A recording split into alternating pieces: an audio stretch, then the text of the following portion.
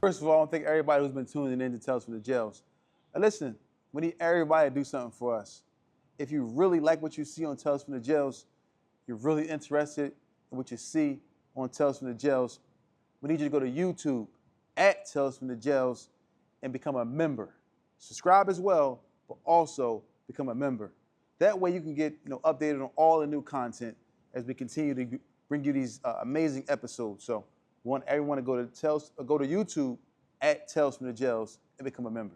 As y'all heard him, go to YouTube at Tales from the Jails and become a member.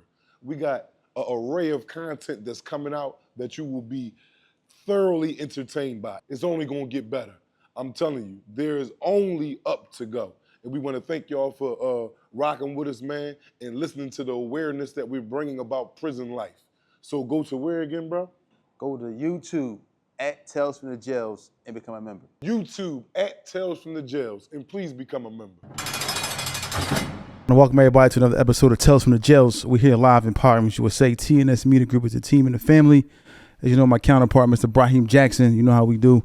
We talk about prison and I like to keep you from going to prison. And we have guests on the show who talk about prison and their experiences and how it was going down in there for them. We got a special guest today, my guy, a brother to me, somebody I've known since I was a kid, and somebody that I've known. You know, we have done some things we shouldn't talk about, but we have done some things together. And this is my guy. I want to welcome to the show. What's up? What's up, Black? What up? What's up? I call him Family. Everybody know, anybody from up the way know that's how we talk to each other. But so I got you on the show today. You know, I know I was trying to get you on before, and you know, you moving around doing your movies and whatever you're doing, and you know, I remember when we, like, I don't know, was this 2000? 2000, like I think you went in or something. I think you went in. Was it 2000s you went in? What was that? Oh, no, it's like 2000. No, I quit my joint in 2001. I went up in 2003. Yeah, so I remember you going away, and I remember, you know, it's like, yeah, Black, you got to turn yourself in and so forth and so on. I remember all that, and I remember the case or something. I know you was explain the case though. If you can't talk about what happened. I remember like a high speed chase or something like that was going on, or That was another. That was something else when I went on DC in 2001. It was on my 25th birthday. I caught the case. I was riding. Well, I'm gonna say the block because you know the block. yeah. So I was riding through FA, and I got a phone call from my kid's mother, and she said she was gonna be coming from the grocery store soon to you know, she wanted me to help her bring the groceries in or whatever. I said, then she said she gonna let me know. So I slid up down there by the highway to go see a friend of mine, and we was kicking it for a little bit. And when she called me, I thought she was calling me to tell me, you know what I'm saying, like she home. But when she called me, she was in a frantic. Yo, somebody was in the house. Somebody was in the house. So she said when she put the key in the door handle started jingling. So then, you know, dude snatched the door open, and she said, "We're Black." And he's like, "What?" Then he said, "Matter of fact, get in here." Snatched her in here. Now, you know my baby mom. You know which one I'm talking about, the feisty one. So she sucker punched him a couple times. She dropped him. But then somebody come running out the bedroom, grab her, they tussling for a little bit, and they run off. One drop his phone and they leave. And she did the thing that I always taught her not to do.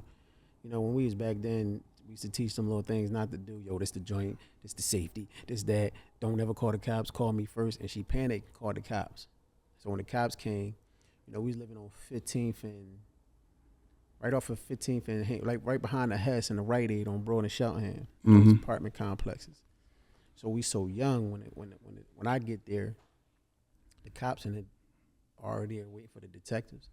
But when you walk in, you know, the apartment looks so good. It don't look like the rest of the apartments because you know what I was doing back then. You know what I'm saying? So they knew something was in there. They knew somebody was in there for something. So they took my safe. They took the safe. Eventually got that joint open.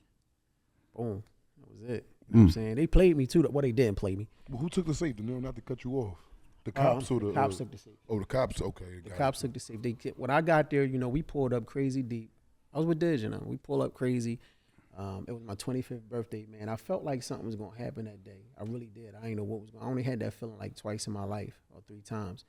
I had just got my chain off. I had this chain that I had that I wanted to get for a while. I had my chain. I had a 4.6 Range Rover that I bought off M. Mm-hmm. You was doing it on the 25th I day. was 25, man, and I had an 8-ounce bottle of juice on me. Right. And I was just, I felt like I had a lot of money on me. I felt like I wasn't happy though for some reason. Right. So I didn't know. I had a dark cloud over me. Right. You know what I'm saying? So when that happened, and I got there, she it was a lady cop in front of the door. I never forget. She wouldn't let me in. Mm-hmm. You know what I'm saying? So they was waiting for the detectives. But when the detectives got there, we know. Being when you're criminals back then, you know what you really are. I ain't even quoting it. That's what we was. Mm-hmm. So I knew that you're not supposed to be in my house. Right. Like if a old Caucasian lady called the cops and say she thinks somebody was in her house, the most they gonna do is come in, look around, make sure ain't nobody in there, And they have a gonna good leave. night. Right. But they wouldn't do that. So I kept saying, yo, listen, y'all, we cool, we straight, we good. Like we cool. The 2 guys picked the safe up. They like, get him out the way. And they moved me out the way. And they you know what I mean, they took the safe. They actually pressured her to open the safe. They pressured her to open the safe. But they got me. They took like 300 grand. And I was mad at the time for no reason. And I had like 20 on me. I put it in her purse. They took that. They put $5,000 down on the property receipt. I was mad at the time, like a fool. But then, I was glad when the outcome came out. Mm-hmm. And, every time they caught me at a bad time.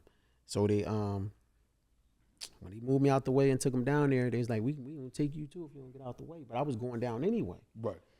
They try to hit her with he already bailed out, he left you. Might as well tell us this, that, and the third. And you know what I'm saying? She she this big mom, she stuck to it. She wasn't trying to hear none of that. Mm-hmm. You know what I'm saying? They just didn't like me. So the detectives took the joint. You know what I'm saying? We come into court. I had Brian McMonagle and Arnold Silverstein. I'm walking there with 2 lawyers. They making them even more hot. But hold on. Let's back up a little bit, Deniro. What was the charges? They charged me. They left. They caught me at the tail end of everything. Okay. So it was. I had a dot in there. Okay. And I had 2 handguns. Okay. And well, no, I used to have this AR that wasn't in there that day. So I had the 2 handguns and. So it come from them. It turned from them coming to assist the house getting broken to them actually searching the house and finding this. Right. They had to search because the apartments are small. Okay. So when you walk in, it was just like, bro, we had like marble counters in that place. And you remember the big TVs, the first big gray joints that you had to push on the wheels? Yeah. We had like 2 of those. Yeah. You know what I'm saying? We was young. She was 19, I was 25, and they was looking around. They knew something was in it. Plus they knew my name. Exactly. So they took it. Yeah, they took the safe and got her to open it. Yeah, but it's so crazy. See, that's what I try to tell a lot of the fans and audience. Just because, like that situation, the cops was called due to someone breaking into your residence. Mm-hmm. And so how things can turn to where as though they investigating you. Right. People broke into your home. Yeah. In there trying to abduct your baby mother. Mm-hmm. And now they're in here focusing why they came on you. Are we in here and we taking this right here for evidence and we going to search this? How is you doing all this? Right. And it was an inside job too. I found everything out. It was an inside job. Wow. So they charged you that day? Yeah, they charged both of us. You and your lady? Yeah, I bailed out first, bam. Right. So then they really tried to get her, like, he gone. You know what I'm saying? Yeah. So I hit the streets and got, the little bit of money that people owe me, and I went and got her. Right. So when we went to court, I had Brian McMonagle because I just was hearing his name. Exactly. You know what I'm saying? I'm thinking we go off and he really was the body snatcher then. He wasn't really for that. He was for a homicide. Arnold was really the one that was getting busy. You know what I mean? So we had them, but you know how that go. I'm doing everything, but everything's in her name. Right. So, you know what I mean? They pulled us in a room and said, hey, man, they going to throw your girl over the roof if you don't, you know what I'm saying? Right. The case. I was going to take it anyway. Yeah. So I took the case. She got 10 years probation. I got 3 to 6 with boot camp. Okay. Yeah, and that's how that went. Damn. So you took a case, they still give her 10 years probation? Yeah, that's a long. Yeah, they gave her wicked 10 thing. years probation. She just got her record expunged From that? like last year or this year, early this year. Mm. Yep. Wow. And that was in 2001. It's 2025, 24 years ago. Yeah. So, And I went up for that. so you took the case, but they didn't make you go to trial. So you took a deal. Yeah, I kind of we was back and forth like going head up with the judge, Mm-hmm. and then I just was like, all right, you know what I'm saying? Because it wasn't really. It was crazy because they took the safe, they got the search warrant after they took the safe. It was documented and everything, but when they want you, not to venture off, but when I'm upstate, I'm sitting at the table with people. They can't do that. They can't do that. They called my cousin Ronnie with a brick, but they came for a body warrant. They couldn't do it. They didn't do it to him. Everything don't apply to everybody. Exactly. Because how I stopped that going back and forth was, you keep saying they can't do that, but I'm sitting here with you. Exactly. They do what they want to do. It's just about, you know what I'm saying? So that's how that went. They gave me the 3 to 6 with the boot camp because I just copped out. You know what I'm saying? At that time, it was my first offense. You know, I ain't had no charges till I was an adult. No juvenile joints or nothing. Huh? No, no. Oh, you was I good, wasn't into the car thief stuff Yeah, little back dumb then when stuff, we was yeah. young. Like they was stealing cars and stuff. Like Vince was into all that. Mm-hmm. I wasn't into none of that. Shout out to Vince Black, Yeah. Squally Guns. So now you go to court, so you take a deal, get the boot camp situation, 3 to 6 in the boot camp. I remember you was like, I gotta turn myself in. I remember all that, like there was. Turning was crazy. I remember all that. What was your mind state like? I know because you gotta leave your family, you gotta leave your wife, your girl, you gotta leave everybody behind. And it seemed like at that time you was doing good for yourself. So you gotta, leave all that. What's your mind state going in? Like, damn, I gotta turn myself. What are you thinking about when you know you gotta turn yourself in? Man, honestly, bro, I didn't care at that time, bro. I ain't even gonna lie. Because I was so deep into the game, which was foolish now, my mindset now, that I knew that was a part of the game. Like I just felt like I was like, I had a month to turn myself in. So, that's how my 22-year-old came about. G. So we had her, boom. But I was just doing stuff. We was like going places, spending money. I was setting everything up. You know what I'm saying? Making sure everything was straight and making sure who was going to do what and how this was going to happen and who was going to hold the bread and da-da-da-da-da. And I was still into the situation then. Like I made more money in jail damn near when I did. When I came home, I couldn't spend too much. You know what I'm saying? So I really didn't, man, we taking pictures. This when you had the little cameras.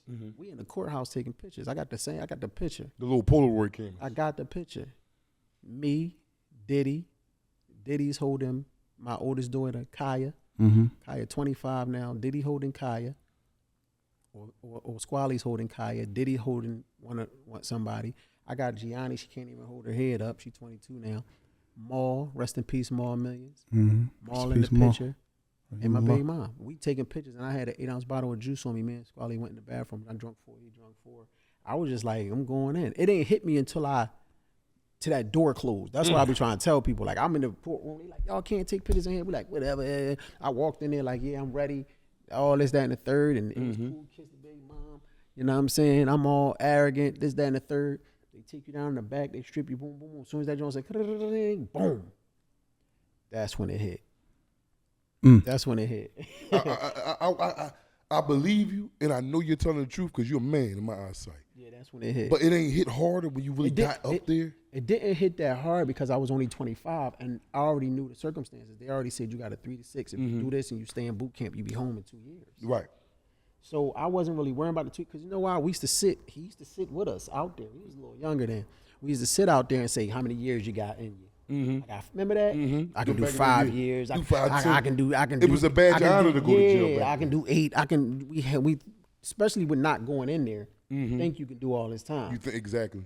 So at that point, I'm like, man, I got a 3 to 6. It's like, I'll be right back. You know what I'm saying? So that's how I was looking at it. But when that door closed, it was like the first day of school. Like, first period, you be like, dang, I got all these classes to go. So as soon as that door closed, I'm like, damn, I got 3 to go. Like, this is the first day. You know what I'm saying? And then the juice start kicking in. So now it's not fun like I thought it was going to be fun, like on the street. Because you keep getting up. You talking about nails now? Everybody, it's 9 bulls. Everybody, you know what I'm saying? Going room to room to room to Yeah, room. room to room. And it's like, I would have never did that if I knew I was going to feel like that. You know what I'm saying? So, it didn't really hit me like that, to be honest with you, bro, until that door closed. And then I was like, Now it's time. now it's time. So you get to the county. How long was you in the county?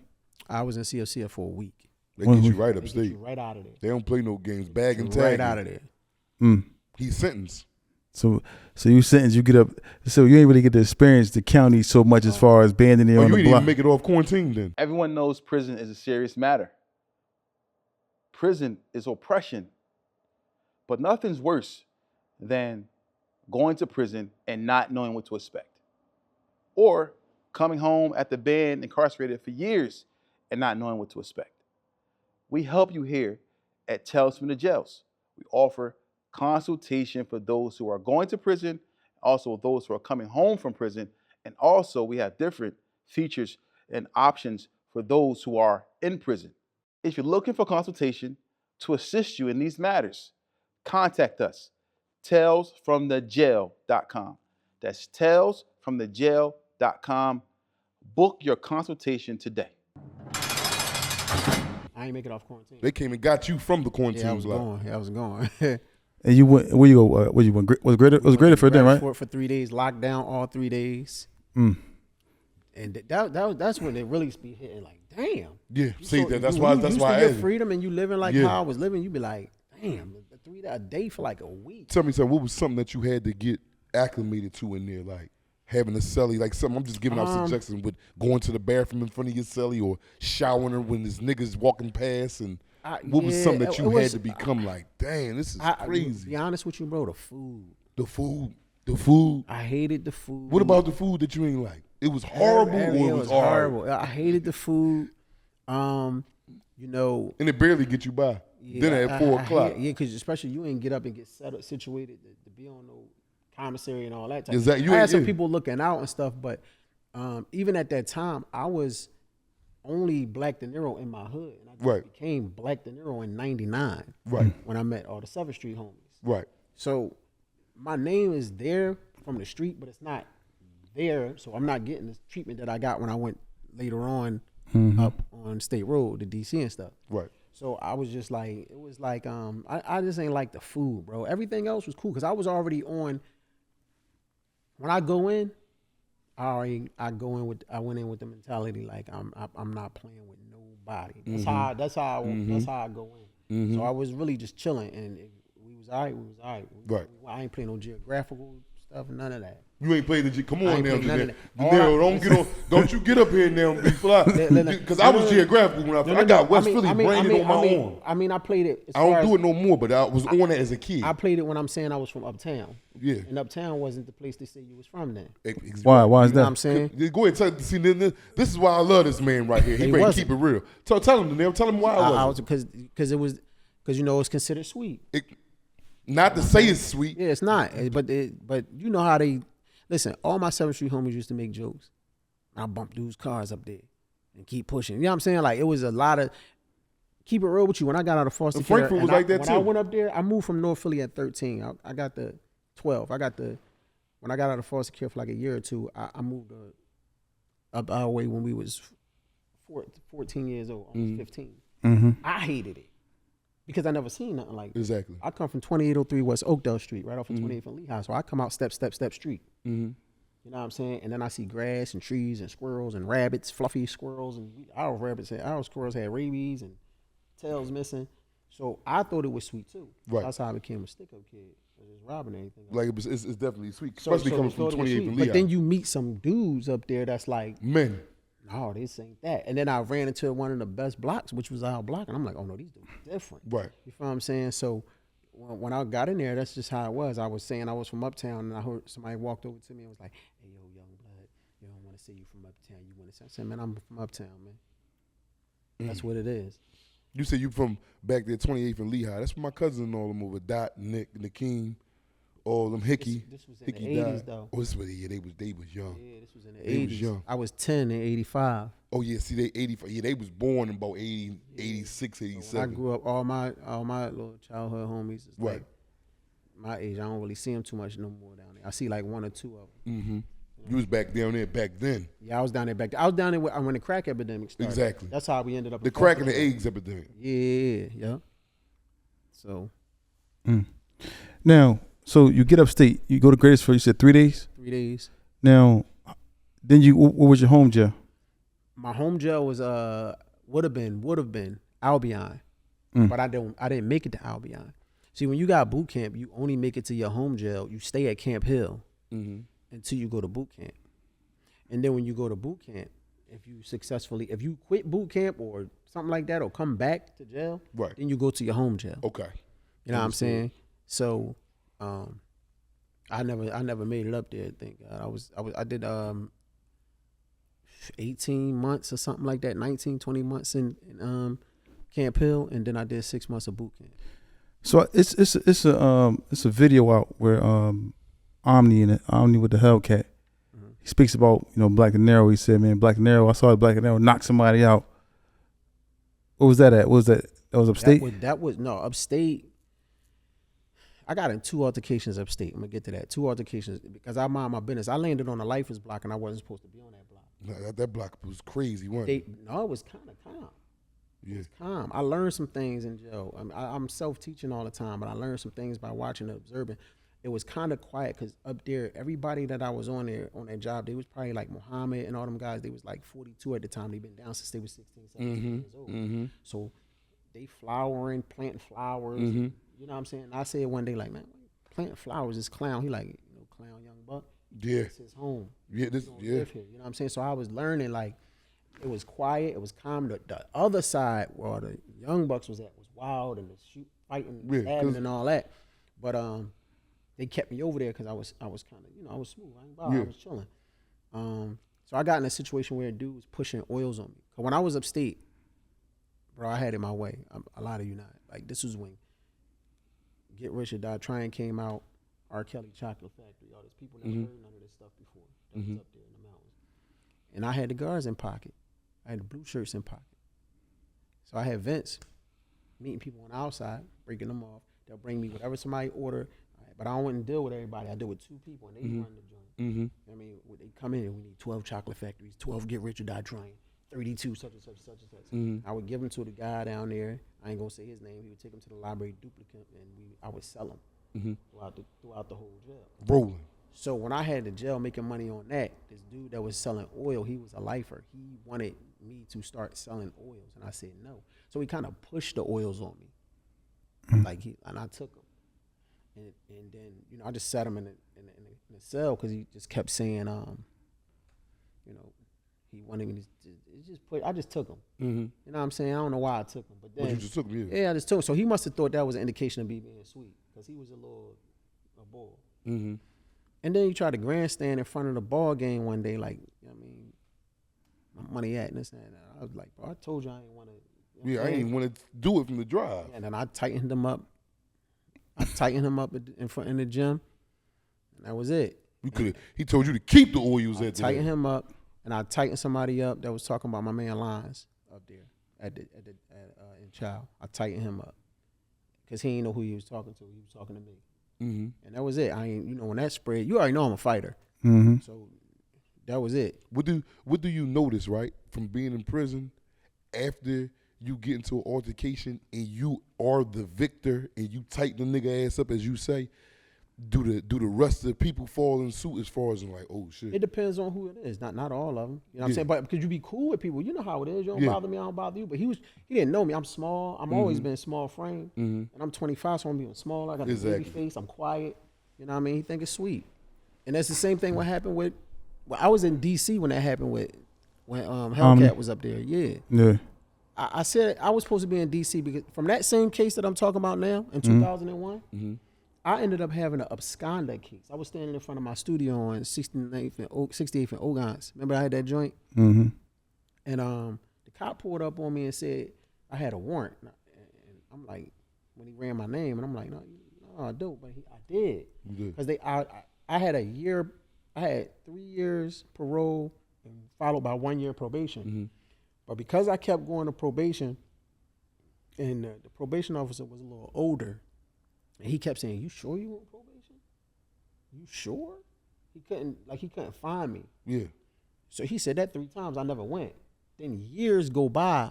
I don't even know what absconder is, and I'm locked up for absconder, and I end up over DC. Can you tell the fans what absconder is? It's like if you don't finish your it's basically a warrant. Mm-hmm. You don't finish your probation or your parole, and you just go on the run. Basically, it was that. You know what I'm saying? And when I got up there, DC, everybody can see everybody. Hold on 1 second, but in DC, y'all, is a county jail in Philadelphia. For all y'all don't know, we're not talking about DC, the city. We're talking about the detention center. The detention center in Philadelphia. So, Yeah. I'm up there and I'm quiet again. I'm chilling, and I said, man, I'm about to just do this joint. Don't get dug in. 'Cause you got to get dug in when you go to state, bro. If you think about the outside or do that, you first of all you drawing. If you talking about it all the time, it just mess with your mental. You sitting around In there, dudes you for got to 20 live years. there. So, in DC, I felt like I wasn't gonna get dug in because I wasn't supposed to be in there long. I ended up standing there damn near 2-3 months. You know what I'm saying? So now I'm playing spades, but it's a block bully.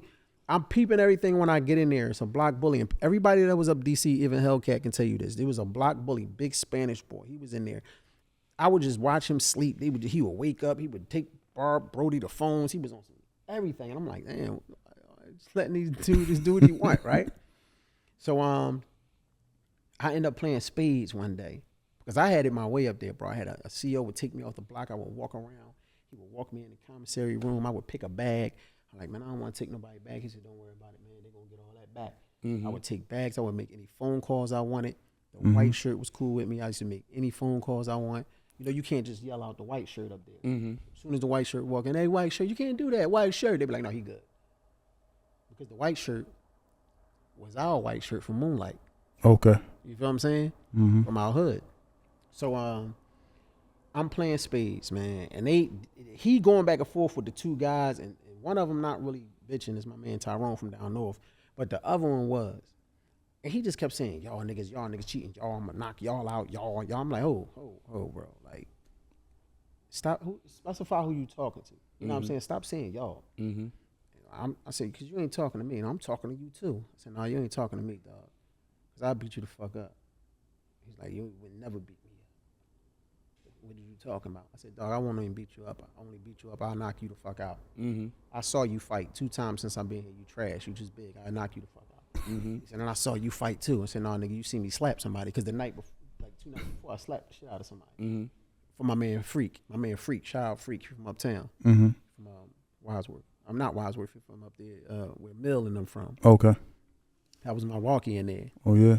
Yeah. And I'm going to get into that too. Because, we always had that down area west of Lane. Exactly. And when he said that, I said, well, come on, man, knock me out. He tied his joints up. We get the mixing. He knew how to fight. You know what I'm saying? A little bit. I couldn't get my measurements right. You know what I'm saying? His punches wasn't hurtful. It's different type of punches. There's some power behind it. Well, he was big, but he was like fluffy, so it was like kind of like there was more pushing power. You know what I'm saying? Not stinging power. So, and I couldn't catch him because I was trying to time it and counter him. And then he caught me like 3-4 times, and I seen Freak about to jump in. Freak said, if he'd have caught you one more time, because in the beginning I wasn't really winning the fight. Right. But I knew I was going to catch him. And he did it, and I slipped it, bow, caught him. It rattled him. Left uppercut, right hook, bow, bow, he went out. Now when he go out, I knock him out 3 times. Every time he wake up, I knock him out, right? And they going crazy, so now I'm just spazzing. I'm putting on a show. You know what I'm saying? Like, this what Wallow would be talking about. I put on a show because now it's like, I told you I ain't no fucking rapper. Fuck, I'm talking to everybody now because I just want, the main purpose of a black man just wants to leave us alone. Exactly. So I'm trying to let everybody know, like, I don't want to fight no more. I'm just let everybody know this is what's going to happen to everybody who think I'm a fucking rapper, right? And they like, yeah, Niro, you know what I'm saying? Shit like that. And I told Freak later, I said, man, the reason why I kept knocking him out, because I didn't want him to get up. Mm. You feel what I'm saying? He kept getting up, and I knock him out. And every time he try and get up, I'm talking to him, and I knock him out because I don't want him to get up. Even when the CEOs come and broke it up, and when he finally got up for the third time, he still wanted to fight. Yeah. He wasn't no, it's safe to say that he wasn't a sucker. No, he still wanted to fight. Yeah. You know what I'm saying? So that's why I kept knocking him out. Yeah, right. You know what I'm saying? While he was already there, might as well keep him there. Yeah. You feel what I'm saying? And then another one I got into in the chow hall. I knocked out 3 people that night. I ain't know Umi was watching all of that. I didn't even know he was up there. Mm. Yeah, I didn't know he was up there. Oh, wow. I want to thank everybody who's been tuning in to Tales from the Jails. Everyone knows that jail is a serious matter. Us here at Tales from the Jails, we are offering something special to anyone who's currently in prison, on their way to prison, and actually those who are returning from prison. We're offering consultation to anyone who's threatened with prison, in prison, and like I said, and who are coming home from prison. We have Zoom consultations to help you with your prison bid. For those who are going to prison, don't know about prison, don't know what to expect, don't know if it's going to be, all these horror stories you hear, all these things. We tell you what exactly to expect. We give you consultation on how to deal with these difficulties of prison. It could be through Zoom.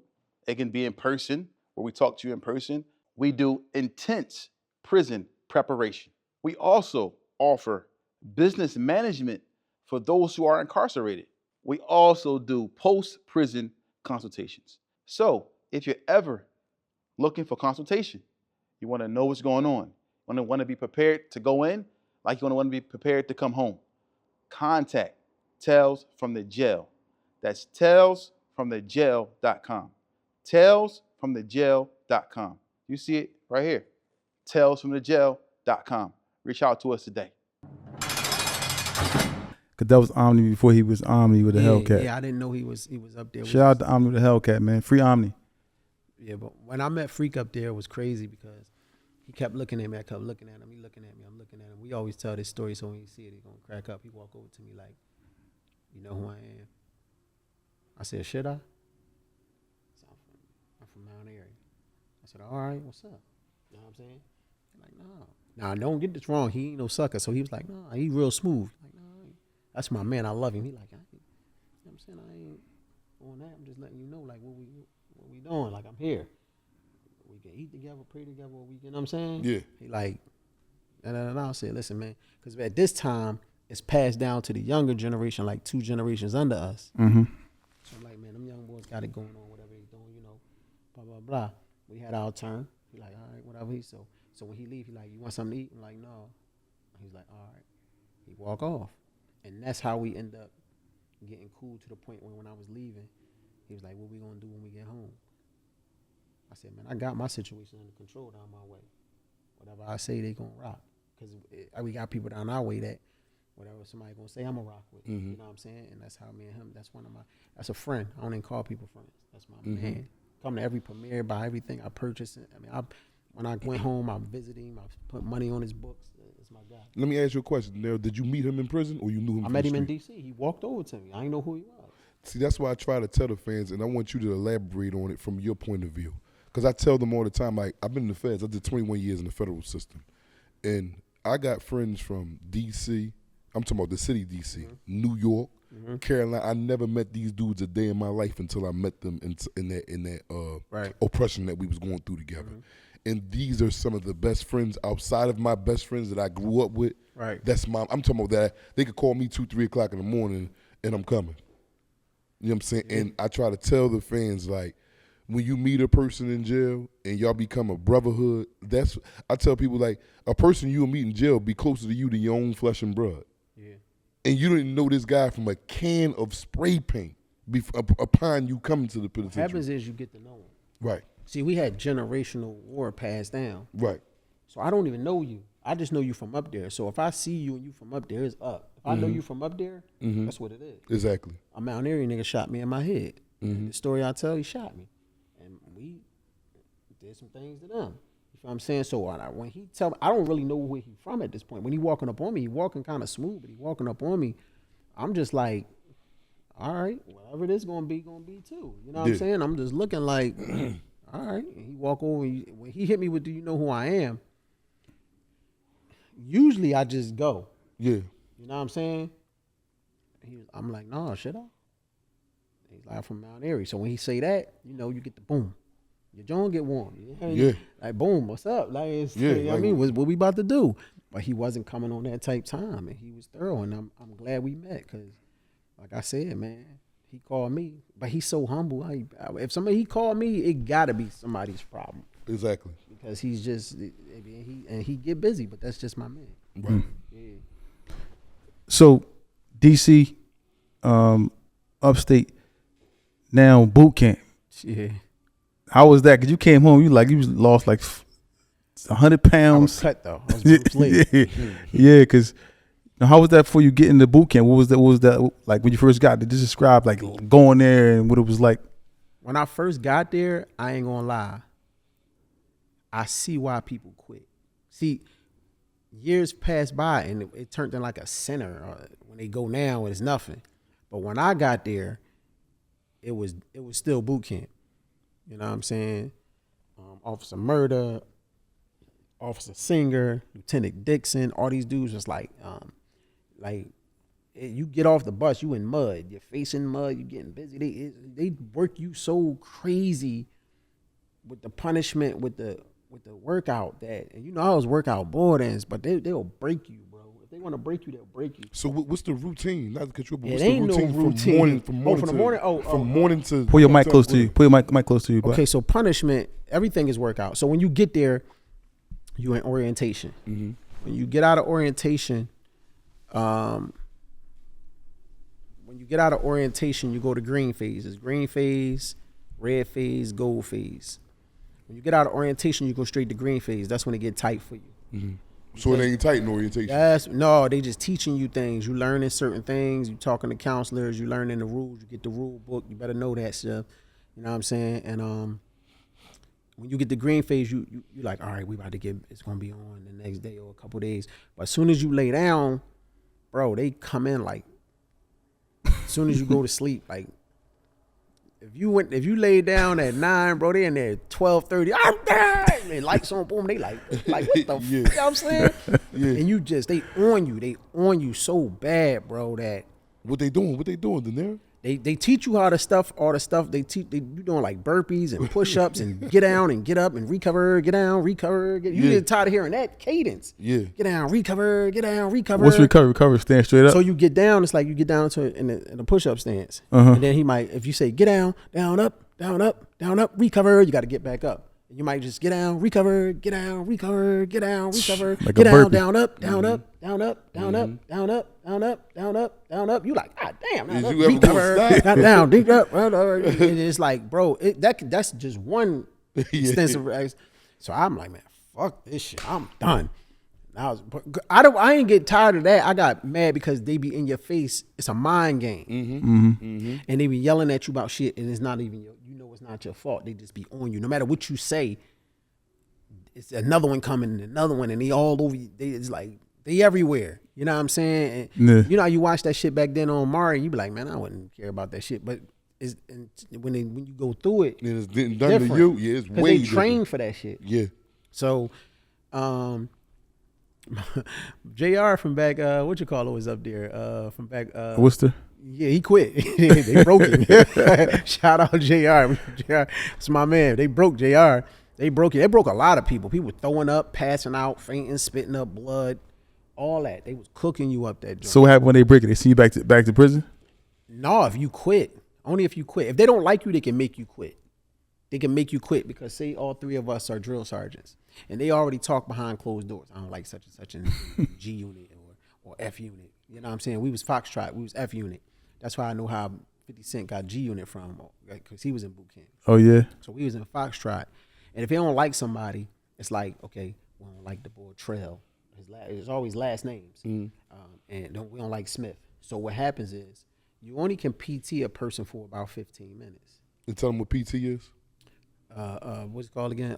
Physical training. Physical training. So if I catch you in the hallway and I walk up on you and say, where you going? Oh, I'm going to you ain't say sir, yes sir. You ain't say sir, it's how to finish the beat. Get down, recover, boom, boom, bust you up. Whatever type of physical training that they specialize in, if it's sit-ups, push-ups, belly back, That's what just you gonna be belly doing. back or hurt your belly. What's the belly? back. what's that? Get on your belly, back, roll over on your back, get on your belly, back, get on your back, belly, back. In belly, mud, back, wherever belly, you at, back. wherever you at. Yeah, so he burned you out for 15 minutes. Damn. But you know we got this plan. So he burnt out. As soon as he cut around the corner, you walk up on him. What's today's prayer? He might know it. What's the serenity prayer? He might know it. What's the 17th visiting rule? You know he don't know it. You don't know it, you bust him up for 15 minutes. Now he burnt again. Now he really burnt. He But half hour away. before he make it back to his His platoon, unit? you catch him. Because we playing this. Yeah. What's the 19th visiting rule or something stupid out of the handbook that that he might not even know. Yeah. Now when he trying to cook you and you can't, he write you up for refusing PT. Wow. Wow, it was all a plan from the drive. So you can say, no, I ain't doing that. Oh yeah, you can say that and then you're gonna get written up. What does that mean when you get written up? What happens? You get written up like 2-3 times, you out of there. Then you gonna be up Albion somewhere. Mm. Yeah, and then you gotta do all your time. Yeah, that little time don't come off from there. But everywhere I go, bro, a job, jail, the streets. Umar, rest in peace, Umar. Rahimullah. When I was going in, Umar said, "You're gonna be all right, Black, because you're you, and you thorough wherever you gonna be." I remember Umar telling me that. It's gonna be the same as it is on the street, and that's how it was. I respect is big. So people might look at me funny when they say, "Oh, you respected the COs, or you respect." Yeah, I respect. Everybody. I Respect them. is due to a dog. Just don't disrespect me. So I respect them. And then if I'm not stupid and don't let my pride get in the way, I'm still gonna show you a certain amount of respect if you have my life or something in your hands or my freedom. You feel what I'm saying? Because people talk all that, but you go in there and you show that judge some respect. Yeah, you better say it. You know what I'm saying? You in there talking about yes, no, and excuse me. You'll tell the child support judge, whatever, I ain't trying to hear none of that because she can't put you in jail. Yeah. But you won't say that to your honor. Or that cop that got you out there patting you down and you You know got what I'm something saying? in your pocket. So I treated everybody with respect. So I knew all my work. I knew the Serenity Prayer. I knew the Serenity Prayer from 50 Cent, Get Rich or Die Trying. Remember that. This is 2003. God grant me the They serenity. didn't get to hear none of that. So they like, how you know the Serenity Prayer? It was on the beginning of his joint, remember? On that song. So I knew my visiting rules. I used to just read. I knew I was physically fit. So even when we did our first mile run, I dusted everybody. So they made me a platoon leader. I did the most push-ups. I almost made green phase. I did 214 push-ups. Straight. No, I did what I'm talking about. I did 111 push-ups in 1 minute. I was the pull-up guy. I was strong and I was smart, so it didn't really bother me. They didn't mess with me like that, and I was respectful. You know what I'm saying? What was your hardest day in there? Like, what if you could think about a day? My hardest day was when Gianni broke her leg. My daughter broke her leg. You get a phone call. You can't get no phone calls for a while, but you can get a letter. So people would hear things like Mace came back at that point when we was up there. Like, y'all heard Mace back?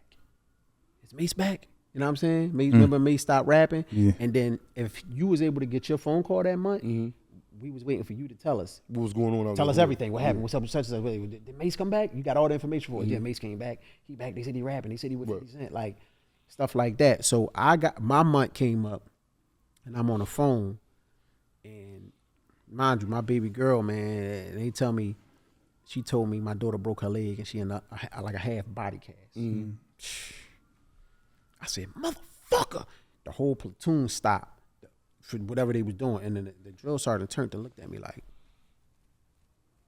but he was cool with me, so he knew I wasn't supposed to do that. But he looked at me like, bro, don't make me have to, you know what I'm saying? That was my worst day because I couldn't stop thinking about my baby girl because you don't get visits. I remember seeing her too. I remember seeing her on the streets. I remember seeing her. I didn't get to see that. See, you saw her in that cast. I got to see a picture when I came home. You ain't get letters. You ain't get. I want you to go dig a little deep into that, what you just said, because I didn't even know that.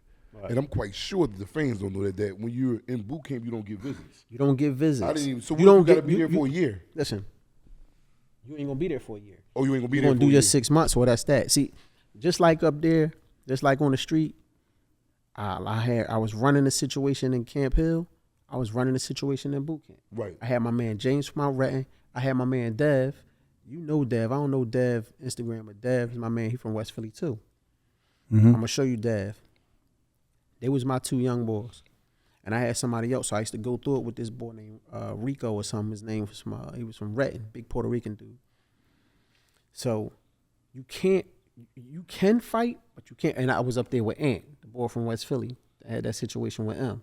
Okay. Yeah, him. Whatever. So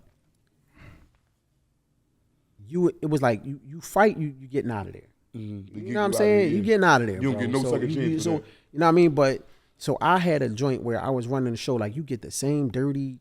When you come in, your underwear, your socks, your drawers, and all that be on your bunk. So you get the dirty stuff or the rough down stuff. So this is all used stuff that's rewashed. Yeah. And then you get in the kitchen, you can eat as much as you want, but you gotta eat it. As long as you eat it So all. as you coming down the line, they Sound like like Glenn Mills to me. yeah, if you coming down the line and you like, he put some mashed potatoes, you like, sir, more mashed potatoes, sir, please. Sir, more mashed potatoes, sir, please. Sir, more green beans, please. They'll give you whatever you want, but you better eat it. I've seen people take too much and pay for it. So what happens if you don't eat it? That's what Oh man, you're gonna be throwing that shit up because they gonna bust you down, right? The police gonna bust you down. So I'm gonna tell you one of my punishments is the craziest punishment. So because James worked in the kitchen, I worked in the laundry, and Tate was on the block when we got there. Devin Tate, that's his name. Dev Tate, my man Tate. So he would make sure, I would make sure all the good socks and new socks and laundry stuff, when I brought the laundry back, go to Ant, Dev, The guys. Robin, all my guys would have fresh, bright stuff, right? Mm-hmm. And James worked in the kitchen. So James used to take a pack of cookies, because you get no sweets. It's nothing, you ain't eating nothing sweet. The whole time you there? Nothing. You don't get no sweets. No soda, no juice, You no don't get nothing. none of that. You Only get water. Is this per the institution with the This boot is camp boot camp. rules? This is you ain't getting none of that. You ain't getting no visits. You ain't no vending machines. You ain't getting nothing sweet. You don't get nothing sweet. They really reform you, right? Right. They So drain your you, body they is- drain you mentally and physically and build you back up, right? So James they had the yellow. You might get a cookie or so, they had the cookies, the little yellow cookies with the little stuff in the middle, and they got the 4 rolls or something. I get 1-2 cookies per joint. That's the only thing you get sweet. So cookies is the drugs in there. That's all you get. You don't get no brownies, nothing. You just cookies. So James would take a big pack of cookies, stuff them in all the laundry. I got the laundry. I bring it back. I bust it down in the laundry room. I take a row of cookies out. You know, niggas is nasty shit when you're in jail. You got the raw cookies and socks and all that shit. You ain't got nothing to wrap them up, You man. might be tucking them in your nuts. You ain't got to do that because the barrel's going back. Okay, to the all right. block. So you okay, all right. So when somebody come to pick the laundry up that's going to my block, to my unit, I already got a row of cookies wrapped up in Aunt John, a row of cookies wrapped up in Tate Jones, a row of cookies wrapped up in Robin John, and a row of cookies wrapped up in my t-shirts. So when they placed on the bed, we all got cookies. So you gotta go to the bathroom, you gotta call it the head. So we would take turns if he was doing something like, "Sir, Mr. Vincent requests permission to speak to Officer Murder, sir. Speak. Sir, Mr. Vincent requests permission to go to the head." He either gonna say allow or deny, but he said go ahead. So that's when I would go in, because I got like 4 cookies on me.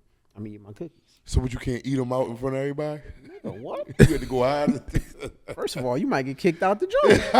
And they're gonna bust you up, kick you out. So I'm in the bathroom eating the cookies In real a quick. stall. 'Cause you gotta eat them joints fast as shit. You You can't got take it. long. Nothing take your time in boot camp. Right. You know what I'm saying? So I'm eating the cookies, bow, bow, bow, bow, bow, bow. And this nigga walk in on me. Or eating the cookies. I had my row, but I broke my little people down. I had like 8 cookies left. I ate like 2. That nigga said, "Give me the rest of them." I said, "Fuck no, nigga. What you talking about?" He said, "Man, give me them cookies." So I ain't giving you nothing. He was a little boy up there, had people a little nervous. So I said, "I ain't giving you shit." Cool. Who is this? The CO? Puerto Rican boy. Oh, this is regular Yeah, inmate. boy from Ratton, yeah. Okay. So he turned around. "Sir, Mr. Rodriguez is requesting permission." I'm like, no, he about to tell. Yeah. You know what I'm saying? I'm be up Albion somewhere. He about to tell you I about some gave cookies? him all my cookies. I said, okay. He said, "Okay, you played a vicious Okay. game to get these." So now joints. it's over. I put his ass on a diet. I said, "You going on a diet, nigga." That's what I said in my head. I said, "Bro, you gonna regret that." That's what I told him. We left out. He laughing. "Eat my cookies. Go out." I come out. I told Aunt and them, I told Robinson. Robinson's in the kitchen. Tate is doing the laundry. So now, Tate on the block. I get the laundry. Every time I put the laundry on his bed, you would think that nigga lived on the street. Holes in his socks, brown drawers, brown t-shirts. You can't say nothing. Them shits is horrible. Your toes is out. I'm getting the dirt. I'm getting the shit that they throw away. I'm cooking him. Everybody got fresh shit. Me and Tate and them got the freshest shit, but everybody else got medium ochre shit. Yeah. His shit trash. They don't care about no complaining. To he doing this on purpose. They don't want to hear none of that complaining shit up there. Shut up. Right? So now you got the dirtiest clothes. Then you don't know you want to diet yet. He get to the line, James in the line. James mess with everybody in the kitchen, so he get there. They put a fucking 5 grains of rice on his shit. He a big nigga. He like, more rice, sir. Sir, more rice, sir. They looking at him like. So he slide down. They give him some peas or something. More peas, sir. Nigga, tray look like a fucking Lunchable, a mini joint, right? But he's sitting there saying something like, man, you better put some more shit. And then now you got the CEOs, hurry the line up, take the line. He's running over. What are you taking so long for? Then he got to move. Yeah, you gotta move. He big as shit. His tray little as hell, right? That shit happened for about 3 days. And that motherfucker walked over to me one time in the bathroom and said, dog, I'm sorry. I'm sorry. But you can't do nothing but talk to him crazy. Yeah. Next time you ever do some shit like that, nigga, fuck him. I let you off Tuesday, nigga. I left him on the joint for like, I let it, I'm telling you, I lie to you not, bro. All this shit is real. I let that nigga stay on a diet and get dirty laundry for the next 2 days. I think he lasted for about like 5-6 days, man. He's about to die in that motherfucker, because when you eat, they gonna burn that shit off. Don't eat, don't have a good day, eat your dinner, get back to the unit, and somebody fuck up. It's bad. When it's supposed to be quiet and it's quiet, and you over there to myself, fall out, because somebody was talking. You gotta get busy. They'll burn your fucking food off, man. You can get everybody in trouble. One person to make the whole crew fall. Make everybody run. Everybody fucked up. No, you gonna be getting busy. You push them bunks back, and it's up, bro. You done burnt all your little bit of food off, and knowing you getting burnt out at the end of the night, 7-8 o'clock. You gotta get up 4 in the fucking morning and go run them 2 miles and get on morning exercise again. So it's 2 miles every day? Yeah. 2 miles. 2 miles. It was like 2 miles one day. Yeah, you ran like 2 miles every day. That's why I was so slim. And I got punished one time. I was talking. You can't, don't lie. So you can't on your bunk on your bed, you can't look over like, yo, like we sitting here, like if they letting you talk that night, okay, whatever they say, bro, it's like big parents and shit. And they said no talking that night, and I was talking, and them motherfuckers so trained, bro. They know you could be 56 people in your platoon, and they know who talking, and they only been around you for 2 fucking weeks. Vincent, yes sir. Oh, was you talking? Yes sir. Fall out. What's that be? Would that be everybody or just you? No, just me. Okay, all right. But I'm thinking I got everybody in trouble. He said, raise your right hand. Keep it there. I laughed. I'm like, this is your first time? This was your first week or first month there? How? This was a couple months. Oh, wow. So I'm laughing my shit like this. I'm like, this nigga great. You know what I'm saying? Man, this motherfucker felt like, bro, I'm talking about you keep this shit up for an hour, 2 hours, 3 hours, bro. Your shit. It's like it ain't there no more. Heavy. You kind of like push my joint up. You telling get your other hand off of it. It's like this. Your joint's hurting so bad. It's so heavy. I promise you, bro, this is the worst. And I would, sir, Mr. Pinnock, because you know my last name, Pinnock. Right. So I'm like, sir, Mr. Pinnock, request permission to speak to Officer Murder. Denied. Fuck. You still got your arm up. Oh, that shit like this. John, like, got me up there looking like like you retarded or something. I'm like, you know what I'm saying? My joint like this, bro. And then finally I asked him, he let me. When he said, yeah, man, my shit just fell. Wow, my shit felt like it was paralyzed for hours, bro. That joint boot camp was crazy. Yeah, boot camp was different. But that was the only time I was up. And I went up CFCF for like a week one time. But I caught a lot of cases, but I beat them all. Yeah, and that's why niggas was then. That's why they don't like me still to this day. That high speed chase joint you talking about. Yeah. Hold on, I gotta go back a little bit real quick about the arm joint. So look, he's just sitting there looking at you while you got your No, arm. he not looking at me. He ain't look at me the whole time. What you talking about? He said, "Panic." I said, "Yes, sir." Fall out. I said, "Oh, was you talking?" Yeah. Raise your right hand. That's it. Motherfucker like this. He doing whatever the fuck he doing. You know what I'm saying? And he ain't even looking at you, bro. Nigga, I got Dev and them, they laughing. Niggas laughing at you and shit. You like, I'm laughing at first. I'm strong. I'm pull up, man, push up, man. You know what I'm saying? Whatever, man. Man, that shit got crazy, bro. You couldn't even do it at home because you don't got the patience to even try it. Exactly, you're right. You don't got the patience. You're You know right. how long it take. You do it for 5 minutes, you gonna feel it, bro. I kept my arm up for like an hour and some change, man. Damn. This shit was dead, bro. Wow. So that torch. What did you learn from that though? Like that type of They discipline, teach you just being in discipline that. up In that. there. They teach you integrity. They teach you a lot, man. They teach you a lot that you really don't know, that you learn. And one thing they told you is this is gonna stick with you forever. Because Officer Murder said, "I won't remember y'all when y'all leave because I see platoon after platoon, but you'll always remember me." Was he lying? No, he wasn't lying. Yo, I remember. I'm gonna say something too. I remember you came home, and I seen you, and we was in the car. I'm like, I'm talking to you. You was doing a whole nother.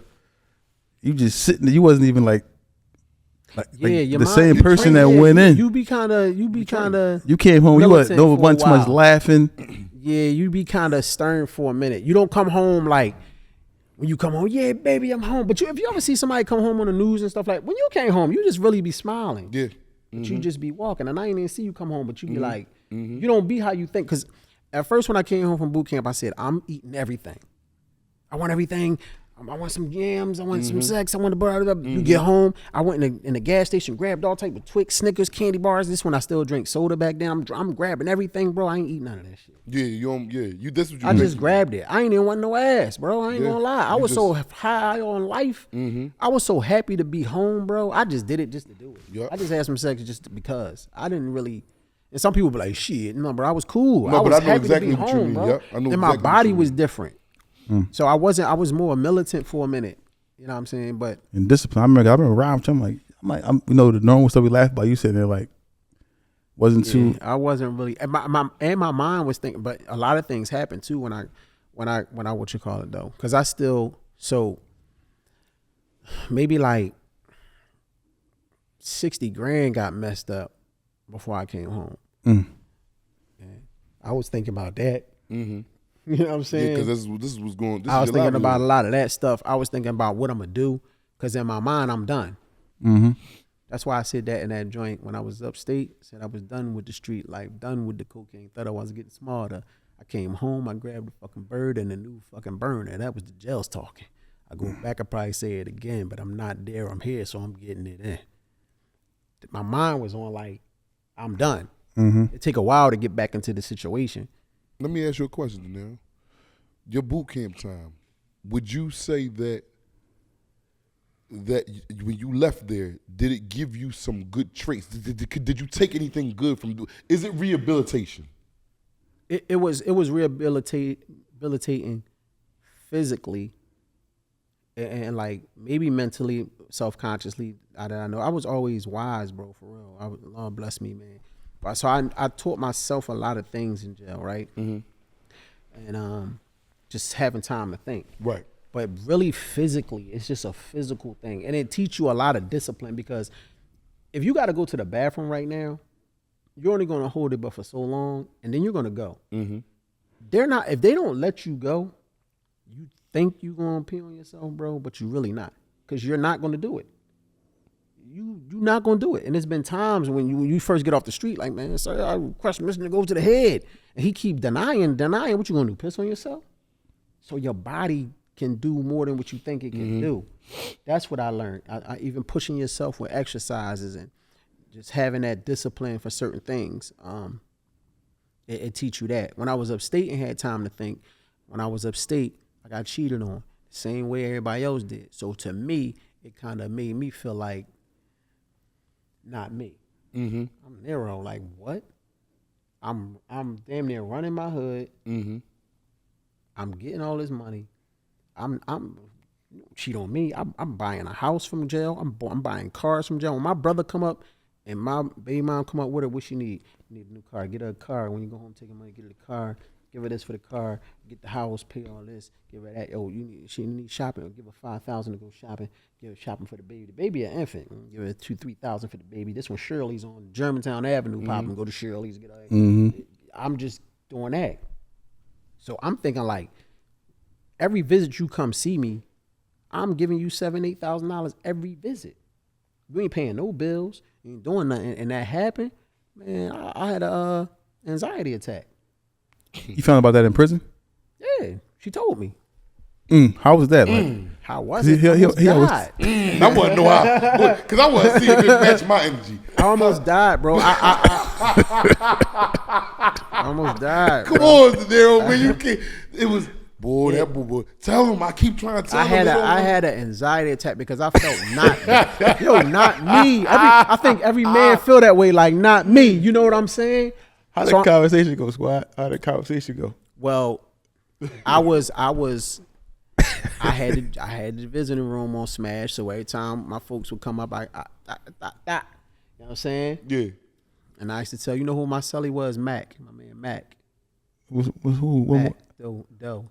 He had they keep changing the name. What was the joint on 100 and Park? What was the name of that club? Across from the gas station. He from back. Right there on 100 Park. He from back Frankfurt. That's my man. He down now too. Shout out Mac. Like, man, my baby ain't doing nothing, man. And then one day I knew, and I kept saying it, and I actually had a dream and jumped up out my dream. And I knew. And then I found out physically, and then she told me, because she said, you know how she Oh, what you mean you found out physically? What you mean? I was doing my thing in the room, in the visiting room. And she told you in the visiting room? No, I knew. It wasn't. It wasn't right. Yeah. Something ain't right. You know what I'm saying? And she told me like 2 days later. You know what I'm saying? And because she was real truthful with me, and I really had an anxiety. So my walk back was the longest walk back ever. I couldn't see nothing out my peripheral. You couldn't hear nothing. I couldn't hear nothing. It was like, I'm walking, bro. I was walking like a zombie. I walked in the cell. Usually I'm hyped when I come in and tell Mac what happened on the visit, and he just like, you all right? I'm like, yeah. Hold on, so I'm just fucked up, bro. Hold on, squad. What she say to you, squad? Hold on. She told me on the phone. Oh, on the phone. Also, hold on. What triggered you? I know you. I know you. You said something to visit. I keep saying no. I said something to visit. Yeah, I know. And then I kept saying something on that phone. Like, what'd you say in the visit? What'd you say to her? The fuck is going on? I don't remember exactly verbatim, but I knew something was off. Yeah. You know what I'm saying? So I had her cousin was up there with me. Cousin Crazy. That was my man. He had them niggas scared up there. That was my guy though. I mean, fuck, I don't care if that's my cousin. You gotta eat something. I started losing all this weight, man. He like, you gotta eat, man. You ain't gonna eat. Like, you know what I'm saying? Because this before boot camp. Before I go. So before boot camp, I'm 198. Yeah. I come home from boot camp like 154. Right. I wouldn't eat, bro. I was fucked up. You know what I'm saying? But what I taught myself out of the situation with everything is, we say things even back then that we don't abide by. We don't, you know what I'm saying? Meaning, our favorite thing back then was charge it to the game, right? But none of us was charging shit to the game. No. So when your homeboy sets you up, that's the game. This is a part of the game. That's the game. You are not exempt. That's why I tell these young boys now, I don't care how thorough you think you is, how tough you think you is, how much money you think you is. These streets are really undefeated. It sounds super cliche, undefeated. but it's undefeated. If you don't quit, you're going to fucking die. You're going to go to jail. And what happens is only a few make it, because some make it, but that percentage is small. I'm talking about boys, you know what I'm saying? Zero. And what happens is you got to understand when you go to jail, your woman going to cheat on you. I don't care who you think so? is. I don't care who you think you is. You think so, though? You do enough time. Niggas is probably watching this. No, mine. So you was a fool. Yes, yours. Yes, yours. She's going to cheat. Yeah, you did 3, 4, 5 years. Yes, I don't care what she telling you, bro. And don't let her look 9 good. times out of 10 it happened. You feel what I'm saying? So it's not saying all. Not saying so I know probably 1 or 2 couple faithful, but no, I'm telling you. When you in the game and you got somebody that's in the game too, basically, it isn't like you know what I'm saying? Because my folks was in the game, basically. Right. You done. You gonna get cheated on. They not gonna write you. They're not gonna visit you. They're not gonna send you pictures and mails and letters. You gonna go right home and hang with these motherfuckers. What's your question, Squad? Did she tell you who it was? Yeah, You knew him? I knew of them.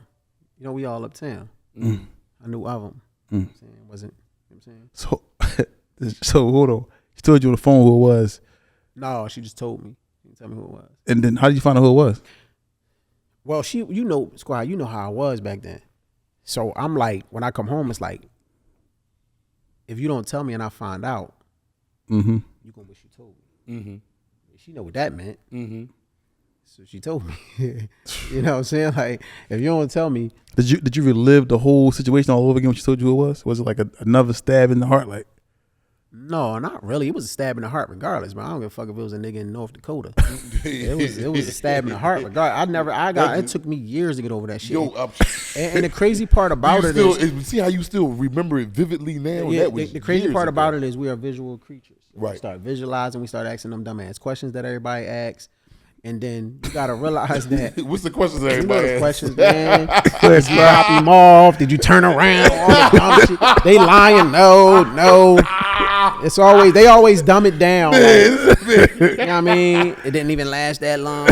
All that type dumb shit. Not saying she said that, but a lot of people say, you know how it go. wasn't even like You know what that. I'm saying? So It was a mistake. Yeah. So my whole thing was I'm running around trying to, because I'm like everybody. I'm like, when I come home, nobody's off limits. Everybody. I don't give a fuck. Cousins, friends, homie. I'm on your body. Right. Because I was already having the ladies. You all know how I play. Yeah. So Yeah. I was like, that's how I ended up meeting my other baby mom. I got stopped in my tracks because I did realize something that they say. When you're trying to hurt somebody back deliberately, it's never going to happen. You gotta heal yourself because I kept feeling like she still don't know, because I was doing shit wanting you to find out, and then I'm like, damn, she don't feel like I felt. I know she didn't, but she probably did 1,000 times. Yeah. But you don't, because you don't get that relief. You just wasting your time. You'll find yourself like, I guess you find yourself like mistreating her on purpose. Yeah, you wasting your time, bro. So you saying the best thing is to let her go? Yeah, your best thing is to heal. Because I ain't let her go. Yeah, but yeah. You know what I'm saying? Was you still with her when you came home? You goddamn right. You goddamn right. Yeah. Yeah. You know what I'm saying? I had 2 women at one time for years. All know that. Mm-hmm. I now think about it. I remember you. Now I think about it, you told me this, and I forgot all about it. I remember you told me this. I'm talking about 2 houses, 2 women, 2 cars, 2 everything, 2 whatever. I'm talking about the situation. I remember you coming that home situation telling had me about fucked that. Up. Maybe you And told we me. close, so I ain't tell everybody what's going on. And it's just a situation where this is just life. I speak life now. You know what I'm saying? So it's like, but yeah, teach you, bro. You're not exempt. It's going to happen. You got to charge it to the game. Like, because when you make it to the age I'm at and you make it to this part of life, you realize it's really all a blessing. Mm-hmm. Because you know how many people I know they got set up by people they know, or homies killed them over a little bit of work. Like, I know so many people that died over people that got a phone call. Rest in peace, Tone from 66. Mm-hmm. Rest in peace, John from down Nicetown that say me and him look alike. Mm-hmm. You know what I mean? Like, so many people that I know, that I remember from even back then, that they get called for something and they bring it to them and they bow. Mm-hmm. Or you set you up in jail, whatever the case may be. And I dealt with people where I know that could have happened to me. Mm-hmm. You know what I'm saying? And I dealt with people that I was in that situation before, in the car with these people, and I felt it and I knew it was going on. And I always carried that tech around my neck with them shoestrings. And I zipped that bitch down. I want to back up. Clothing, cars, whatever you're selling, you have a great idea. You want to put it on our platform. Contact TBISC. Call us now, 267-982-0342.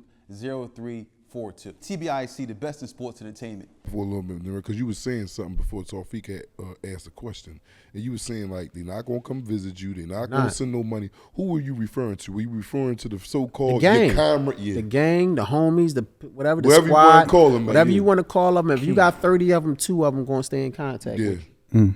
might be one. Might be one, or you got people that's gonna do certain things for you, that which is fine.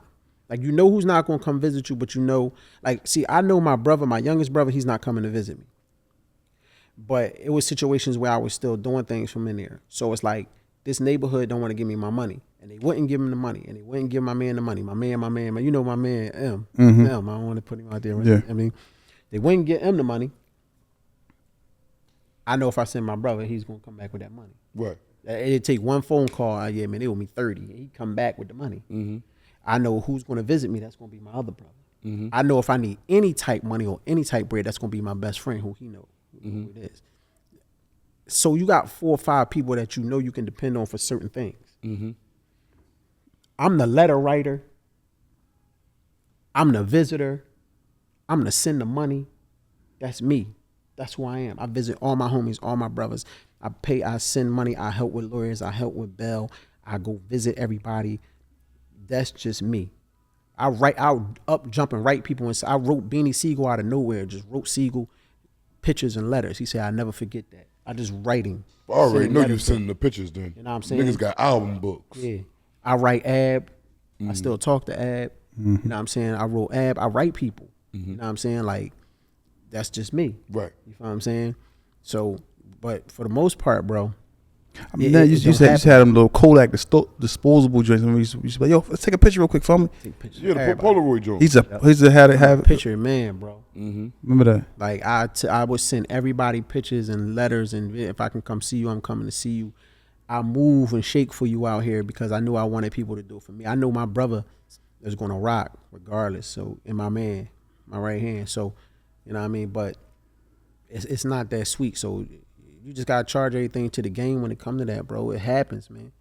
At least it didn't happen as detrimental as I seen some other situations where the homeboy hit your girl. Yeah, man. You know what I'm saying? And stuff I done like seen that that and all too, that. man. That's I stuff seen like a that. nigga bring his girl up there on a homie tip, but getting twirly on a whole ride up. Yeah. They staying at a hotel 2 days. She coming in there Saturday and Sunday, but going back out there getting gutted by his homie. He can't make it in because he an outlaw. But he acting like he doing a hell of a favor because y'all rolled up there. I'm gonna just stay the weekend up there with because in the feds, it's like the state got jails far out, 6-7 hours, but the feds you in whole nother your cities. Yeah. I done been California, down south, Midwest, upstate, you name it. I done did 21 years and I done been at 11 institutions.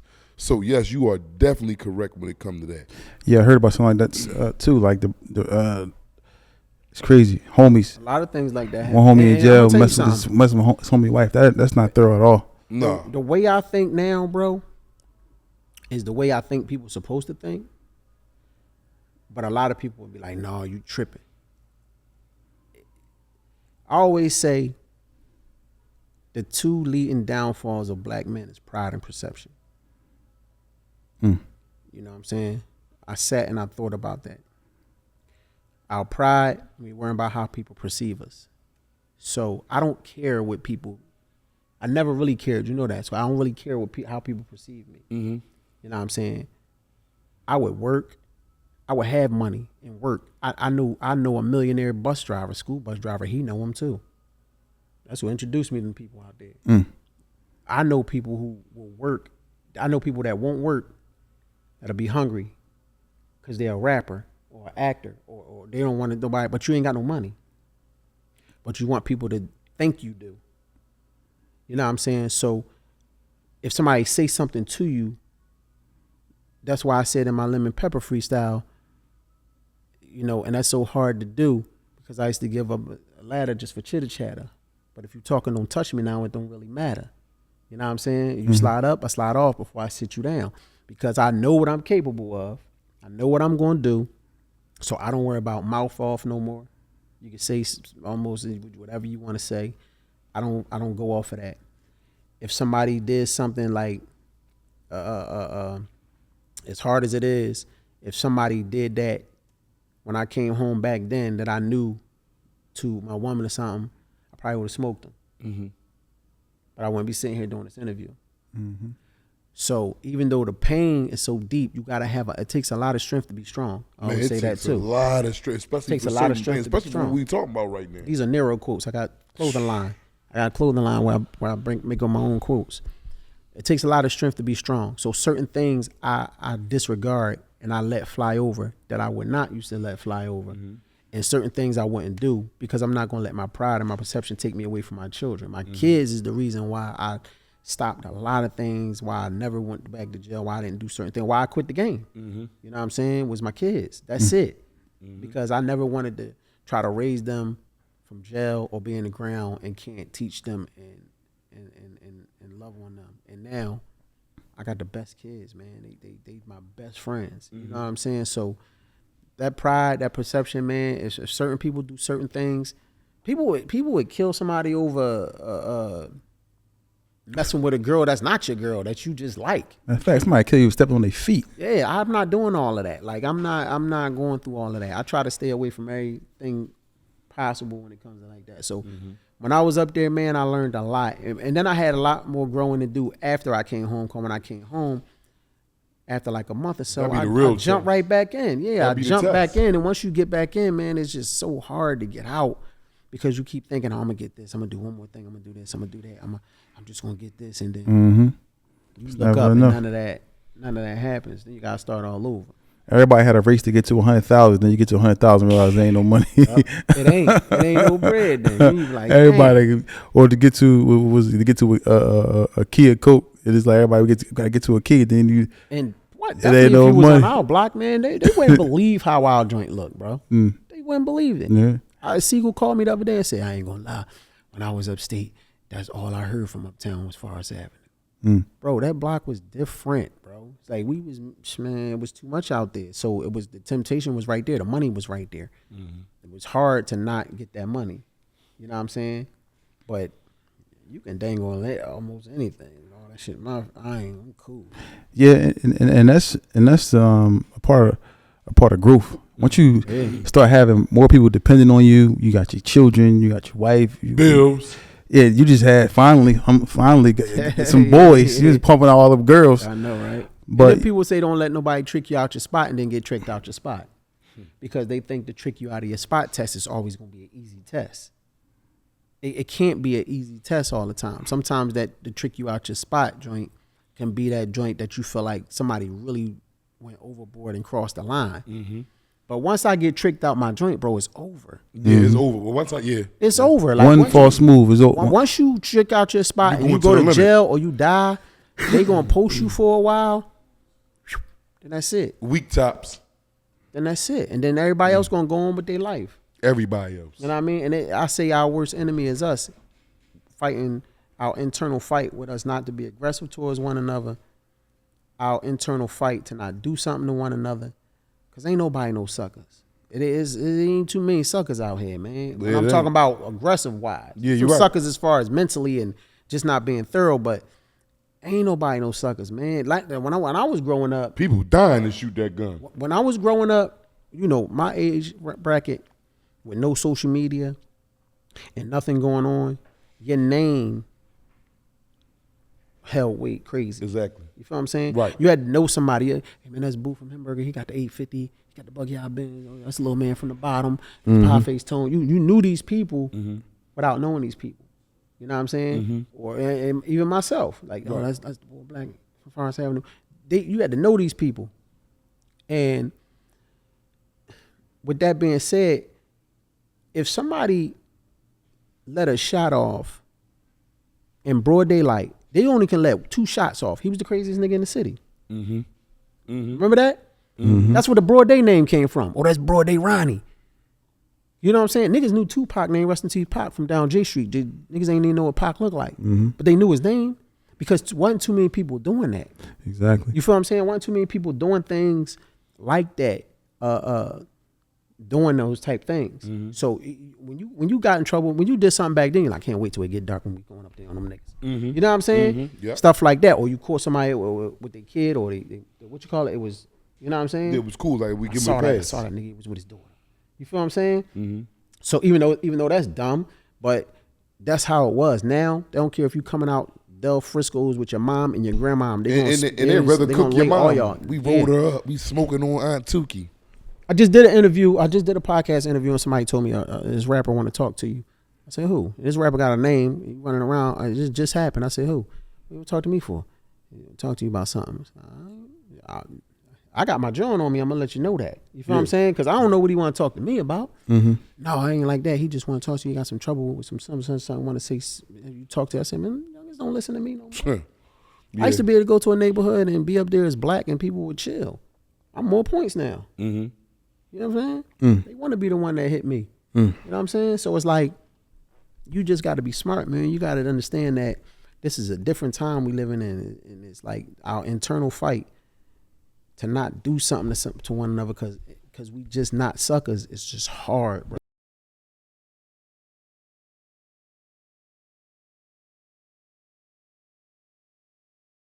Hey, listen, I know you hear all this stuff about home care. Home care is dying, or home care is no longer what it was years ago, but it's coming back around. Don't forget, I'm telling you first, contact TNS Licensing and Consulting. Start your home care agencies today. Right now, for just $999, you can start the process to get your home care agency up and running. That's $999. Contact TNS Licensing and Consulting to get you your LLC, your EIN, everything going in home care. Because the MCOs are coming back around. You don't want to miss out. Next year is going to be a big year for home care. Call now, 267-534-5053. That's 267-534-5053. Don't wait. I know you see this commercial. Call now. TNS Licensing and Consulting. They will start the process to get your home care agency off the ground. That's 267-534-5053 for only $999. Get the process started today. TNS Licensing and Consulting, 267-534-5053. TNS Licensing and Consulting. Call now. Get your home care agency started for only $999 right now. What made you? Because like I said, we was into all types of stuff. As me and him. What made you get into the movies and doing all this stuff that you're doing now, as far as these films and like, because in my opinion, I see what you were doing. Like, I haven't really seen, and the quality of the everybody make movies, but the quality of the movies that you're making, that you're doing. What made you? How did you get into like just doing the whole movie thing? From a lost man with the island, meaning I got to take you back to everything that I always thank Allah for blessing me with ambition. I think it's one of the best blessings that I have. If you have ambition will not allow you to be broke. You know what I'm saying? That's how I feel. That's one of my quotes on the Niro shirt too. Ambition will not allow you to be broke. Because when you got that drive and that ambition, you're always something's going to not fall into your lap, but you're going to make something happen. You're going to work. When I was young down north, we used to collect cans, and my brain used to be like, why are we collecting these cans all day, me and my brothers? And we said, take them up to 22nd and Lehigh, where the can machine was at, across from Dobbins. Why we got 7 bags of cans and I'm getting this little bit of money? Okay, it must be going off weight. Then we would sit and I'm going to make my brothers put rocks in them all day. Make it heavy. Go do that. I would pour corn liquor for my godfather, Billy Jackson, on 25th and Sergeant, right off around the corner. I would bag up at Pathmark. They don't even got Pathmarks no more. That's when they used to allow you to be in there, bag up. So I'm bringing us all the way up to this full circle. I'm working, I'm hustling. Then when I got in the game, even when I was in the game, I felt like I was smart enough to make things. Everything I did to the best of my ability, my capacity. That's why I was able to get money in the game. Some people get in the game in the middle of, when there's all the money out here and still can't get no money. So my ambition always allowed me to do something. So when I'm rapping, and I'm rapping, which I wasn't really taking serious at first. And then when I start taking it serious, it's too late. Damn near for me. You know what I'm saying? Not saying it's too late because there ain't no age on it. Yeah. But I'm just, for me, it's too late. If you sign me right now, I can't do it. Can't give an album out right now? I'm not going on tour. First of all, I'm going to lose my voice after 2 songs. I ain't got the energy to be going to fuck around on tour and all that. I ain't got all that in me. You feel what I'm saying? So, writing the songs, I wrote a story. The story turned to, there's more to the story. The short film called Cousin E, called Comedian Spank. Shout out to them. Had them in there, went viral, 11 million views. Boom, started writing films. Now, the reason why the quality and everything is the way it is because anything I did, even when I was in music, you seen what I did. I dressed accordingly. my packaging was right. I never came with a blank CD with a mark on it. And I said nothing's wrong with that if people can't afford that. But I made sure the money that I had packaging, shrink wrapping, photo shoots. I made sure everything was right with my CDs. Mm-hmm. Same thing with the movies. I come up where movies had substance. It wasn't just the stereotypical thing what they expect us to deliver from them. So I made sure I had quality. I made sure I had build background stories, character development. Make sure the storyline is tight. Make sure I pick the best actors of my ability, and make sure I spend as much as I can on the crew, the food, the makeup artist, the cast, the quality, to make sure everything is right. You know what I'm saying? So it looks good when you see it. I mean, and that's how I got into it. Once I got into it and I figured I can do it, my second film went straight to Netflix. Once I hit Netflix, that's the highest streaming platform we got. And I was trending. And I was the 4th most watched movie on Netflix for 24 hours straight. That's a big deal. With no real big support from the city when it comes to, what I mean from like execs, radio, news, TV, show, none of that. I got none of that. Yeah. You know what I'm saying? As far as movie-wise. Now, when I was doing music, you know, I had QDZ, Cosmic Kev, Uncle O, Mikey Dread. They looked out. Yeah. You know what I'm saying? But as far as when it came to my film, I haven't did a radio show yet. My 9th film coming out the top of next year, inshallah. You know what I'm saying? I haven't did a radio. I haven't been in a newspaper. I haven't been on nobody said shit. You know what I'm saying? But that's cool. But I'm always going to put the quality out, and that's how that happened, man. And once I hit Netflix, it's like now my competition is myself. To always outdo myself, so I spend a little more money. I dig a little deeper. I do more research. I learn more about the game. You know what I mean? Before when I got into it, I ain't know nothing about LLCs. I get my LLC, then I turn my LLC to a corporation. Then I take my corporation and I do what people been telling me to do that I wasn't doing. I put my car under my corporation. I put my phone bill under my corporation. My lady phone bill under my corporation. My daughter's phone bills that I pay is under my corporation. Yeah, my phone bill. Everything I do, I do it that way. If I take a business trip, if I go somewhere, if I go on vacation, I'm taking that as a business trip. Tax write-off, yeah. So I'm learning the game, and that's just helping me see more, learn more, and put more back into my project to learn, okay, what they do in Atlanta, what they do in Detroit, what they do in Miami, what they do in Florida, what they doing in Texas, what they doing, not film-wise, whatever I can gather to put into my project. Yeah. Meaning the culture-wise. They might say certain things over here. They might dress a certain way over here. They might believe in certain things over here. I just take it all in like a sponge and add little pieces into it and try to make it relatable to everybody. Exactly. That's why I don't put slang in my films. I just put regular dialogue. I don't do this part where, yo, man, go grab the stick, scrape the whip, let's slide and bend on these niggas. That mean my brain is only stuck to us or my hood. I see further than that. Yeah. So what if it's a Caucasian couple in Ohio that's 80 years old? They don't know what the fuck I just said. Yeah. Instead of just saying, yo, grab the guns, get the car, let's drive up there and see if they outside. Mm-hmm. You feel what I'm saying? Yep. That's one of my things. That's how I do it. So I just make sure everything is relatable to each culture, not just mine, as much as possible, without forgetting where I come from and where I'm at. Yeah. And just put some quality into my shit, bro. Yeah. That's amazing, man, because, you know, like I said, I know you and I see how far you coming, what you're doing. And I want, you know, I'm going to support you in whatever you're doing. So you just got to let me know whatever you got going on, and whenever, you know, and we there to support. We will be there. Yeah, you saw everything from the beginning, bro. Everything. Yeah. Mm-hmm. Like so everything. So I see you doing your thing, man. You know, and I understand a lot of times, you know, support groups or support, you know, you need it not all the time. You need it while you're in prison, but sometimes you need it when you're out here. It ain't even gotta be money all the time. It'll be somebody just showing up, Right. or somebody just sending or tagging something to Instagram or whatever it can be. Just something that may get you 5 or 10 more people that go watch the movie. It don't always have to be a large masses, but it's all about just supporting those who you know who are trying to do something positive. Because somebody post something negative, oh, you see them get shot. Oh yeah. But but something positive, people don't really always want to post that a lot of times. So, you know, I'm blessed to have a nice support group as far as like people that follow me from music to when I'm doing clothing to when I'm doing film. That's cool. I got that. I got a core support group. Yeah. You know what I'm saying? And I just try to grow that every day. That's how you build, though. Because, you know, like we started out with, like you said, everybody in the world, Instagram, whatever you're doing, any business, any podcast, start out with 0 followers, zero believers, zero support. Yep. And you guys put the pedal to the metal, then people eventually start trying to support you. Yes, But sir. that's your question. So where can people find you at, Squad? Like, how can they get in contact with you? How can they, if anyone wants to get with you about information about how to get into the movie business, how to, whatever you're doing, how can they reach out to you? My website, blackdeniro.com. Mm-hmm. That's BlackDeniro.com.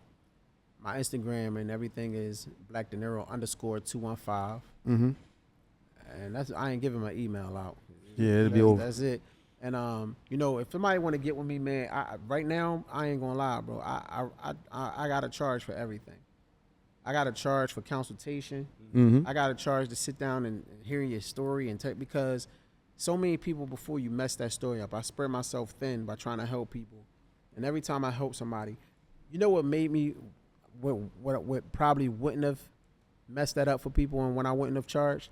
If I'd have sat with this person, took 2 hours out of my day to sit with you, and you accomplished it and executed. You didn't, and y'all all say the same thing like the last people. Not me. I just came home. I got this. I wrote 7 books when I was in the feds. I wrote 90 books. I got stories and that. And nobody don't do nothing. Everybody I went and took time out of my day to sit with, they never execute. And the distractions when you get out, those distractions hit them. No, not just in jail, just in general. In general, wow. You know what I'm saying? So, another quote right there. Yeah.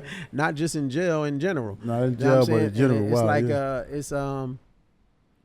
it becomes frustrating and annoying. That sometimes I could have been at the park with my son. It's like you wasted your time. Yeah, so like I don't be trying to cook you, but if you're really serious, you're gonna invest in yourself anyway, because that's what I do. I invest in myself, bro. Yeah. I spend a lot of money on my projects. Mm-hmm. You know what I'm saying? So yeah, we totally understand, man. We started out, with our studio, we just started out with a thought. Yeah. And started to build it and trying to make it to what it is, and we still grinding every day. And I want to thank you, Squad, for coming up on the show, man, and sharing some light, man, because it's always good to talk to your brothers. Because sometimes, we love each other, but sometimes we can be distant. We go our different paths. And I want to, grown. but I want to, we got to talk on the phone, man, at least once a week, man. We got to check on each other, at least even if it's a text or something, man.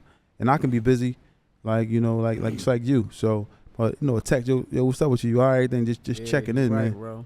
Just checking in, because it hurt me, man, because I ate her. Yeah. It hurt me because I didn't know she passed, Squad. That was my I just happened to see y'all in suits, and I'm like, I started calling. I'm like, yo, I didn't even know. I just started calling, and I called. Like, yeah. I'm like, because our Ada crib was that was the crib. we used to be chilling in it. So, but that's just us not communicating as much as we should be, man. So that's who came and got me out of foster care. I ate her, yeah.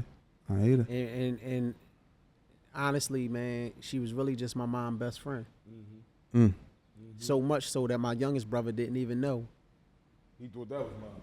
He thought that was his aunt for real. Like, yeah. We was all on the phone one time, all 3 of us, and I said, this is crazy how Aida love us more than some family members. He said, wait a minute, what the fuck you just said? Yeah. Like, bro, Aida not our biological aunt. Yeah. I'm like, nigga, grandma on mommy's side.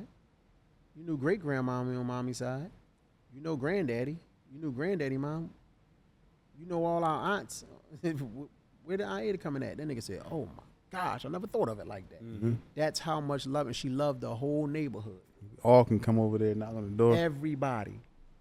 And Nero, you told everybody where to follow you at, right? But if you had to say one thing towards the youth or even grown men, because it's not the youth just out here doing goofy it's the grown stuff. men too. It's dudes my age and older because me, I just had to go back for a violation. Mm-hmm. I'm just now coming home again after serving 21 years in prison and gave these people 18 more months for a violation. That tells people your mind's not intact, right, and you wasn't ready. Mm-hmm. And I agree.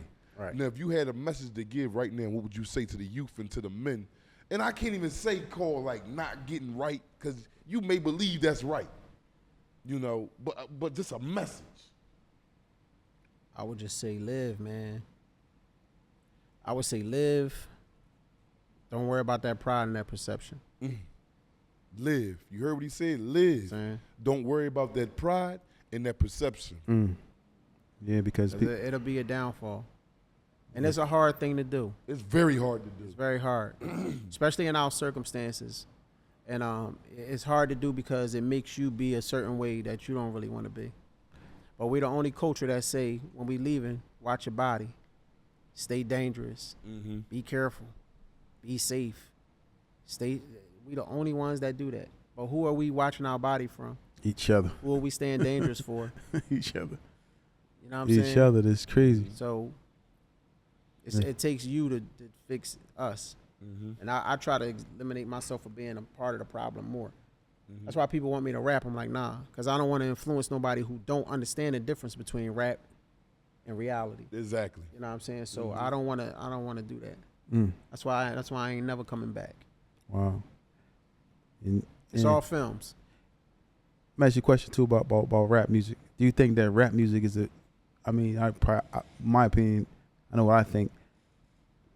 You think rap music is the number one cause, or where you think that it falls in the top 5 as far as causing the youth to be the way that it is? It could be influencing. That's why I don't want to do it. It makes you feel a certain way. You know how that go. Yeah. I think it's the drugs. It's both. Once you got the drugs in you and then the rap, that's even worse. That's a bad joint. But you got to think, when you go get a massage, you listen to soothing music. You don't listen to rock and roll. Right. You know what I'm saying? So when you hype, when you go work out, you listen to rap and make you amp and hype. So they just gotta distinguish the difference, man. And they Plus, even with acting, they gotta understand even acting is different. Once I shoot that guy in the head, and he fall all out and blood spill out, and I say cut, he get up. We say that was great. We wipe all that blood off him. The makeup artist fixed that little hole after we played, taking pictures with the hole in his head and all that. That's it. Can't do that in real life. It's over. He go let somebody go in the grave and somebody going to prison. Lunchtime after his scene. It's lunchtime at this scene. Yeah, we eating catered food that I got coming. You do a scene in the street, somebody going to prison and somebody's going to the graveyard. Well, listen. Man, while you at it, man, just go ahead, type in Black Deniro on Tubi or Amazon Prime Video. All everything gonna come up, man. Backfire, What's Done After Dark, Brush, Dope Girls, Access, all that's coming up, man. Everything on there. Check that out. Tune in. It's Tales from the Jails. We out.